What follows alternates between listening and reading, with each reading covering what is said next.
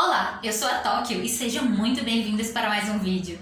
Gente, com esse pequeno spoilerzinho, vocês já devem saber do que eu tô indo falar aqui, né? A minha indicação do Filme Fórum para essa semana é La Casa de Papel Coreia, mas antes de começar o vídeo, gente, eu sempre gosto de deixar alguns avisos aqui para vocês, então por favor não adiantem o vídeo, prestem um pouquinho de atenção aqui. Como sempre, eu peço a inscrição de vocês, então se tem um botão vermelho aqui embaixo, clica nele, ative as notificações para vocês conseguirem acompanhar os conteúdos que eu publico aqui no canal.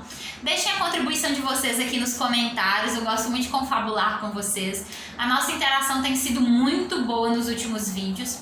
Se você tem algum drama pessoal, alguma crise existencial, alguma pergunta, sugestão ou crítica, você pode me enviar lá através do labiafeminina@gmail.com ou através de direct nas redes sociais em @TatianaVieiraLoyola. E mais um aviso, gente, antes do vídeo, nós temos uma chave Pix, que ela é através do nosso e-mail que nós já usamos aqui no canal, labiafeminina@gmail.com. Então, se você acha que os vídeos estão sendo divertidos, que eles valem a pena e como forma de incentivo ao canal, você pode me enviar uma colaboração através dessa chave Pix. Lembrando que é só se você tiver um valor disponível que não te fará falta.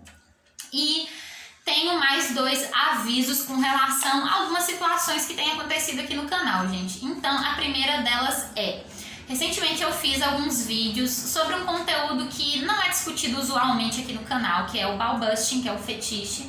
E eu tenho recebido histórias, recebido relatos, perguntas.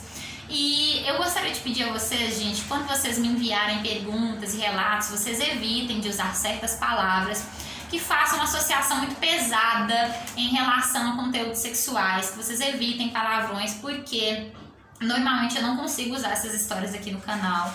São palavras que ferem diretamente as diretrizes do YouTube, então eu corro o risco de ter não só o meu vídeo retirado aqui da plataforma, né, tomar um strike, como você corre o risco do seu comentário deixado aqui abaixo também ser banido da plataforma. Então eu peço a vocês que tomem cuidado com algumas palavras, com certas expressões, com palavrões.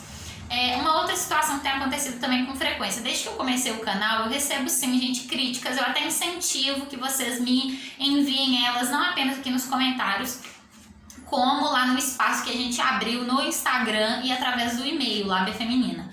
Contudo, eu não gostaria, gente, que vocês usassem palavras desrespeitosas, nem a mim, nem aos meus inscritos. E isso tem acontecido principalmente após a publicação desses vídeos sobre o ballbusting. Então eu gostaria de pedir a vocês, gente, por favor, mantenham a sensatez, a elegância e a educação nos comentários, nos e-mails, porque eu não vou admitir esse tipo de situação aqui no canal. Esse espaço foi criado para promover um debate saudável acerca de alguns assuntos, para a gente aprender junto, a gente trocar experiências. Mais uma questão que eu queria sinalizar aqui, gente.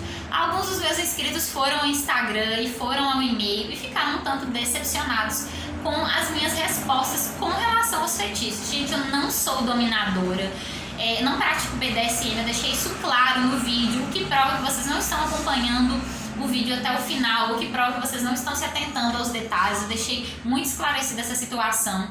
Então, eu não estou convidando vocês a este espaço para vocês me chamarem para ser dominadora, para vocês me convidarem para certas situações e nem para conversar sobre ballbusting em si, e sim para tirar algumas dúvidas, para aprender com vocês, para coletar relatos, para fazer parte do quadro Tati Explora.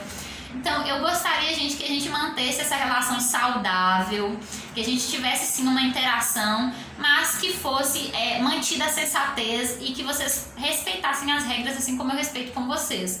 Tanto é que todos os comentários eu procuro sempre favoritar, sempre responder, então eu procuro manter o contato com vocês, estreitar as relações e os laços para que a gente realmente seja um canal diferente, que a gente consiga se aproximar de fato.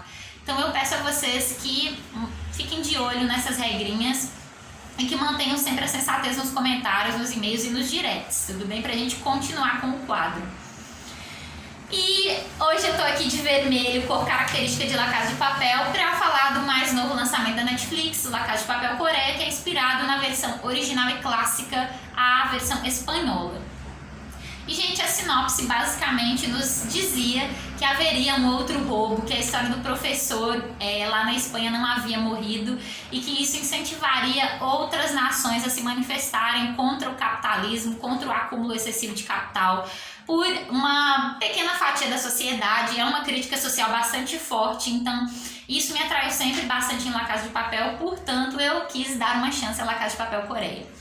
Quando foram lançados os teasers, né, e os trailers oficiais, eu tava com uma expectativa muito grande, porque o que eu imaginava? Que alguém na Coreia ouviria falar do assalto, afinal ele ficou bastante famoso no mundo inteiro, né, de acordo com a versão espanhola, e criaria sua própria versão. Inclusive achei que uma mulher seria a professora, que teria toda uma questão de admiração, que seria um ponto norteador para a série, e que a partir de então a gente veria os próximos capítulos do roubo que se iniciou lá na Espanha. Contudo, gente, não foi isso que aconteceu e eu confesso que eu fiquei um pouquinho decepcionada. Eu acredito que não só pela expectativa, que na maioria das vezes não é uma coisa positiva, afinal você espera uma coisa e normalmente vem outra, então a decepção é uma coisa frequente com relação às expectativas, mas também porque quando eu comecei a assistir, eu vi que seria um remake. Na verdade eu achava que fosse ser uma releitura, algo totalmente novo, que não aconteceu. Mas não tem só contras, tem prós também. Eu vou falar aqui nesse vídeo sobre isso. E é a minha indicação do filme fora dessa semana pra vocês. Eu espero que vocês deem uma chance para La Casa de Papel Coreia. Como vocês sabem, gente, eu sempre tô com uma colinha aqui pra seguir alguns pontos norteadores, né? Alguns tópicos pra eu acabar não me perdendo no que eu vou falar. E nisso eu já acabei falando 6 minutos aqui, não falando nada com nada, né, gente? Mas, por favor, tenham paciência comigo. Eu gosto que a interação da gente seja mais natural, sem muitos cortes mesmo. E vamos lá.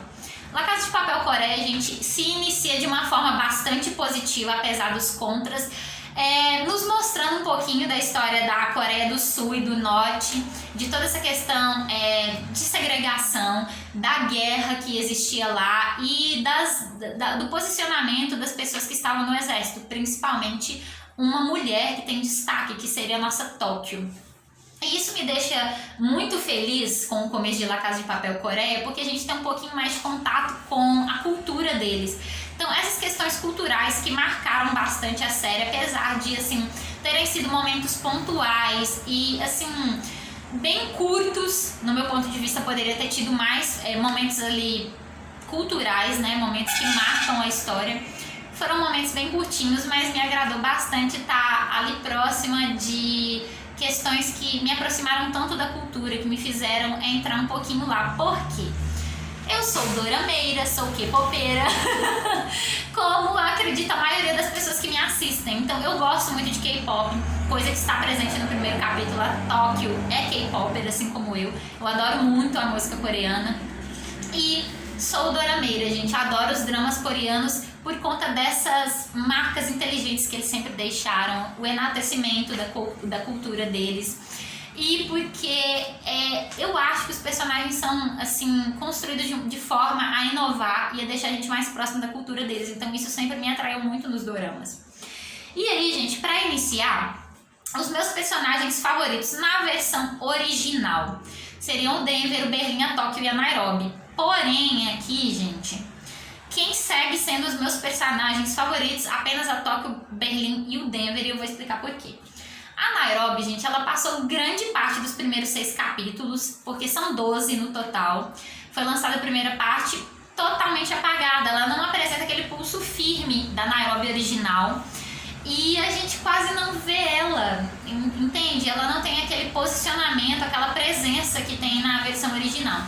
E isso me chamou a atenção para um ponto em questão. Quando a gente tem uma obra baseada em outra obra, a gente tem esse mau costume das comparações. Eu acredito que seja isso que deixa as pessoas tão afastadas dos remakes. Porque a pessoa está acostumada com uma versão clássica, ela se apaixona por aqueles personagens e ela cria uma expectativa para o remake. E quando ela vai lá assisti-lo, não é nada daquilo que ela imaginou. Então, esse efeito de comparação causa uma estranheza em La Casa de Papel Coreia, infelizmente. E esse desapontamento com relação à releitura, que a gente pensava que seria talvez uma continuidade ao primeiro assalto, e não é nada disso. Na verdade, a quantidade de similaridades entre a história original e os personagens é uma coisa também que incomoda inúmeras vezes, porque os doramas, eles têm essa característica de serem, assim, episódios mais longos, né, beirando 1 hora, às vezes ultrapassam 1 hora. E você se pega em La Casa de Papel Coreia inúmeras vezes sem surpresa nenhuma, você não se surpreende com a história. Muito pelo contrário, o que acaba acontecendo? Você associa muito as características dos personagens, que você já conhece, né, aquele efeito comparativo que eu acabei de citar, e você acaba falando, poxa, eu já sei o que vai acontecer, então qual é a novidade disso? Qual é a necessidade de fazer um remake de uma obra que é tão atual, que é tão recente? Mas eu confesso que existiram os prós também que me fizeram seguir até o último episódio dessa primeira parte e que farão com que eu assista a segunda parte também, e eu vou falar aqui sobre eles pra vocês. Sobre a questão da Tóquio, do Berlim e do Denver, gente, pra finalizar esse primeiro tópico, eles seguem sendo os meus personagens favoritos. O Denver primeiro porque ele seguiu de forma fiel o Denver original, eu gostei bastante disso. A Tóquio e o Berlim, porque primeiro eles começaram, assim como a Nairobi, bem apagados, eu diria. Eles têm certo senso de protagonismo, só que não aquela questão toda ligada a Tóquio, por exemplo, que as características dela são muito marcantes, ela é muito selvagem, muito impulsiva, é muito firme, e isso sempre me deixou encantada com ela desde o primeiro capítulo de La Casa de Papel espanhola. O Berlim, com aquele jeito dele, toda a elegância, toda a frieza, todo o pulso firme que ele sempre teve, ele só conseguiu recuperar isso na versão coreana ali a partir do 4º pro 5º episódio. Então nós ficamos 3 episódios e meio, quase 4 episódios, sem sentir aquela sensação gostosa da Tóquio e do Berlim ali dominando praticamente o cenário. Então essas características me incomodaram nos primeiros capítulos, gente. E eu vou dar uma cortadinha aqui no vídeo para ficar mais dinâmico, não ficar tão cansativo para vocês. Aproveitem para deixar as contribuições de vocês aqui nos comentários e a gente se vê daqui a pouco no próximo, hein? Beijos, tchau!